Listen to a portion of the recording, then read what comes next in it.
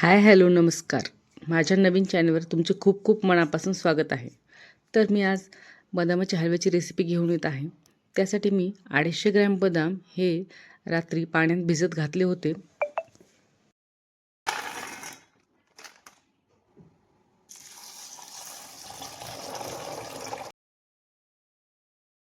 अशा प्रकारे भिजू घातल्याने आपल्याला सकाळी असे टम्म फुगलेले बदाम मिळतात. त्यामुळे आपल्याला आपल्या हलव्यासाठी जसे योग्य प्रकारे भिजलेले बदाम हे उपलब्ध होतात. आणि आता याची साल काढणे खूप मोठी अवघड असते, कारण की आपल्याला ते नखाने काढावं लागते. नखाने हायजीन वाटत नाही. त्यासाठी आपण काय करूयात, एक माझी छोटी ट्रिक आहे.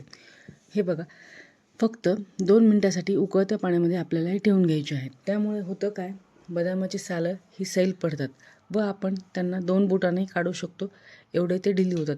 पण अगदी आपल्याला गॅसवर हे फक्त 2 मिनटासाठी ठेवायचे आहे, कारण की जर आपण ही जास्त शिजू दिले तर आपले बदामाचा रंग बदलण्याची शक्यता असते. त्यामुळे फक्त 2 मिनटासाठी आपण ठेवून घेऊयात.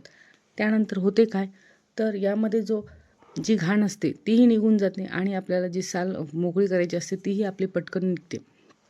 तर अशा प्रकारे आपण सालीपासून यांना वेगळे करून घेऊयात. व आता मिक्सरच्या भांड्यामध्ये पूर्ण स्वच्छ झालेले बदाम आपण टाकून घेऊयात आणि एकदम रवाळ असं टेक्स्चर काढूयात. जास्त बारीकही नाही करायचे व जास्त जाडही नाही ठेवायचे. आपल्याला फिरवून घ्यायचे आहेत. दुसऱ्या गॅसवर मी इथे एका भांड्यामध्ये पाणी ठेवलं आहे. त्यामध्ये 150 ग्रॅम साखर टाकलेली आहे. साखर आपल्याला 150 ग्रॅमच घ्यायची. तुमच्या आवडीनुसार तुम्ही जास्त करू शकता, परंतु 250 ग्रॅम बदामाला 150 ग्रॅम साखर ही पुरे होऊन जाते. ही वाटीनं मोजली तर 1 वाटी साखर आहे आणि 2 वाट्या पाणी, आणि यामध्ये मी केसर टाकले आहे थोडेसे. आता आपण दुसरी गॅसवर एक कढई ठेवून त्यामध्ये 2 चमचे तूप टाकून त्यामध्ये गव्हाचे पीठ टाकायचे आहे. गव्हाच्या पिठाने या हलव्याला एक एकसंधपणा येतो.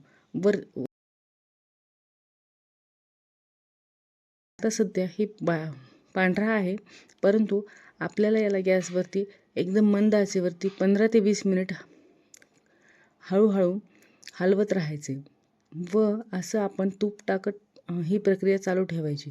त्याने होते काय, की आपल्या बदामाचे टेक्स्चर हे एकदम मऊ आणि रवाळ येण्यास सुरुवात होते व त्याचा कलर जेव्हा बदलत असतो तेव्हा आपण त्यामध्ये तूप टाकत भाजत गेलो तर एकदम बदामी कलरवर आपण जे मिश्रण टाकलेलं आहे ते एकदम बदामी कलरवर येतं.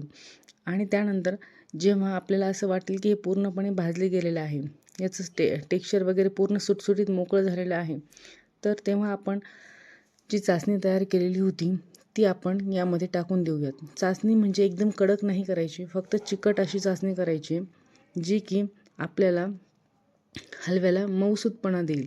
आपण जर खूप कडक अशी चासणी जर घेतली तर ते बदाम शोषून घेणार नाहीत व आपला हलवा हा कडक होईल. त्यामुळे आपण चासणी चिकट अशा प्रकारची घ्यायची आहे, कडक अशी घ्यायची नाही आहे.